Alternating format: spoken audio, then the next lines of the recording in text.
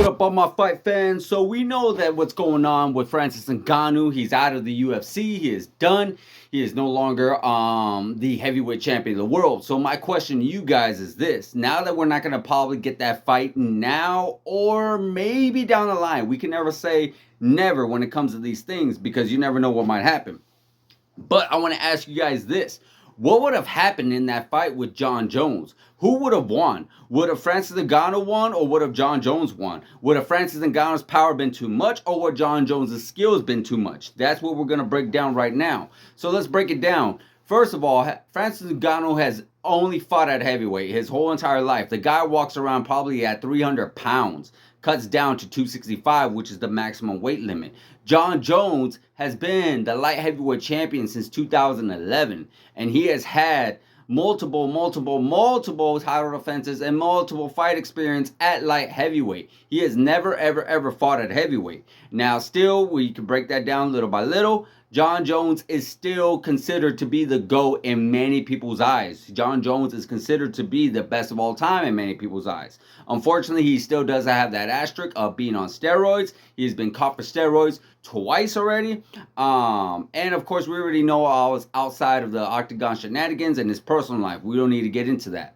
But here we are, Francis Ngannou. We already know what Francis Ngannou's fight is like. He is powerful. He is scary. Like you put a combination of 5, maybe 6 fights together, that will equal about one fight. The guy knocks out people. He has knocked out the likes of Stipe Miocic, Alistair Overeem. He has had some very tough fights against Cyril Gane. We already know that was his last fight back in January of 2022. He was able to get that fight. He was able to get that surprising victory over Cyril Gane. A lot of people had Cyril Gane winning that fight. Or gonna win that fight, excuse me. So yeah, Francis Ngannou is no stranger to tough tasks. So as far as we go, as far as I would like to say, I feel Francis Ngannou would have been just a little bit too much for Jon Jones. That's just me personally, only because Jon Jones has never fought at heavyweight. See, Jon Jones is going up against Cyril Gane on UFC 285 in March 4th. He is going to be fighting at the first time ever in the heavyweight division, and that's what makes me wonder, because in the heavyweight division, this is Jon Jones's first fight. He has never fought before. He's never been in any kind of competition against a heavyweight before. The only competition that he's had against a heavyweight was probably DC, but that was at light heavyweight.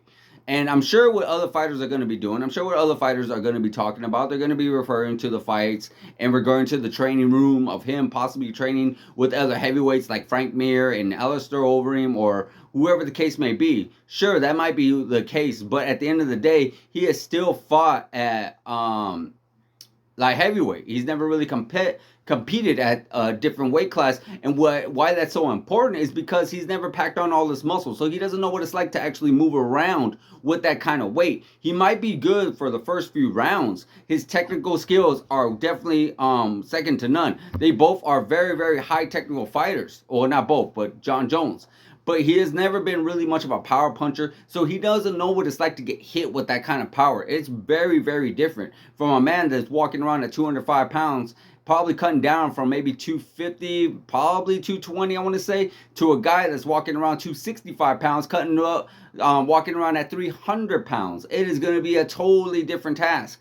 Now, he is lifting. He took 3 years off, and he's able to lift and power lift a lot, and he looks great. I'm talking about Jon Jones. But can he be able to hold in all that weight and be able to handle that kind of power and what it's like to get hit? Because Jon Jones, let's be honest, the guy does get hit. He has gotten hit in multiple of his fights. Can you be able to handle that kind of power? And then here's another thing. Will Jon Jones's power and technique be able to play a difference in the fight as well? Because now you're not hitting like heavyweights where some of them got a little staggered, some of them felt the difference and everything like that, the technical. But let's face facts, he's never really knocked out anybody. He's never really badly hurt anybody to a point where the fight was finished when it comes to on the feet. Now, he was able to use the wrestling. Hands down, Jon Jones is by far the better wrestler in the division, probably outside of Curtis Blades. But with that being said, still, would he be able to take down a man that's walking around 300 pounds regardless of what you're lifting? And now the fact that we've seen Francis Ngannou being able to use some of his wrestling skills as well. Now, I'm not saying that Francis Ngannou's and Jon Jones' wrestling skills are the exact same. Definitely far from it. 100% far from it.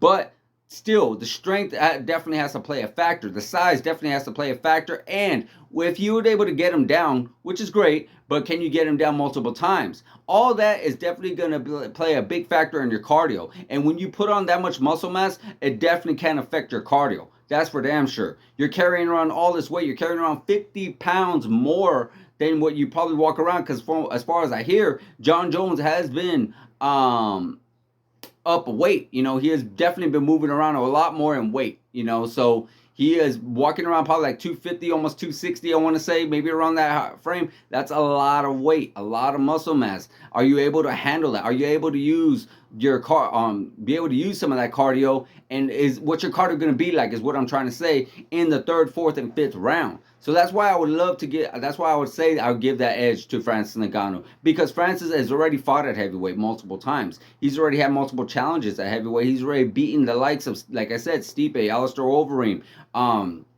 He's went in there with Derek Lewis. He's went in there with Cain Velasquez, Junior Dos Santos. He's been in there for the best of the best right now. And none of those guys were able to really handle his power at that time.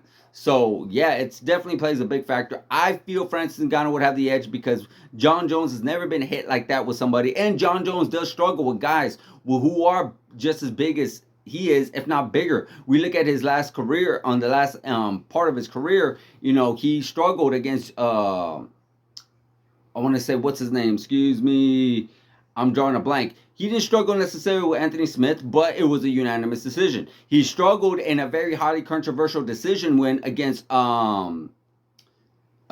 Reyes. You know, a lot of people feel like Dominic Reyes edged him out. And what do those guys all have in common? Those guys basically are all taller, if not just as tall and long as Jon Jones is. You know, Jon Jones was a beast when he fought like the other light heavyweights who are just a little bit smaller than he is. I'm talking about Shogun, Machida, Rashad Evans, Rampage, Chael Sonnen, Vitor Belfort. These guys are walked around at least 5'11", 6 foot, maybe 6'1" at most. Even DC, 5'11". So he was able to use his size to his advantage. The other time he was able to use that to use his size to his advantage, or excuse me, his size was a little bit at a disadvantage, was against another tall guy light heavyweight, which was Alexander Gustafsson in that first fight. Yeah, I know a lot of people were saying, they're saying that Jon Jones never trained for that, or, you know, he just walked in there unprepared. Yeah, I get that. And of course it showed in the second fight. Well, unfortunately, the second fight, he was under scrutiny with the whole picogram incident. He was under steroids. We don't know what kind of Jon Jones walked into that fight. Maybe he was under steroids, maybe it wasn't. If you guys remember correctly, they had to actually move the fight because he tested positive for steroids.